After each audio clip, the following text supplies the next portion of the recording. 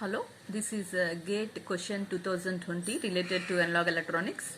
Topic is operational amplifier. Let's see the question.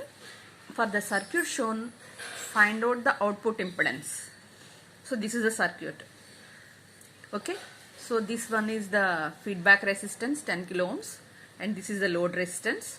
So sometimes they can mark it like this, but some may not mark the output resistance or not.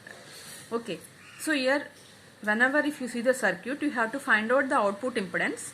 We need to find out the resistance at the output resistance at the across the RL.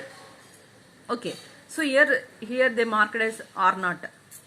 So it's very easy to calculate the R0. Normally, so if you see the output operational amplifier circuit, so this is virtual ground concept you apply.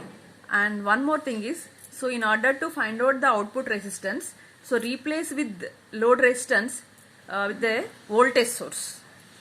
So the RL, so you have to change the circuit for simplification. So you have to connect a voltage source, the magnitude of Vx, and the current flowing into the loop is Ix.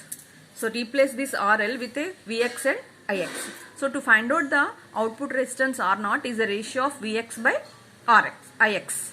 The ratio of output voltage, output load resistance is nothing but the ratio of Vx by Ix. So that is the, we have to find out the Vx by Ix is nothing but output resistance for this circuit. So apply a virtual ground concept here. The voltage at this node is Vx. So this point is also Vx. Due to virtual ground concept at this node is also Vx. Here you apply a nodal analysis for this loop and this loop to get the Vx and Ix values to find out the output resistance R0.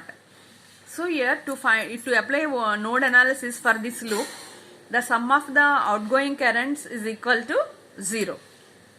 So here the same current is flowing in this loop. Okay. So at this node, what is the nodal equation for this is, let's see the solution.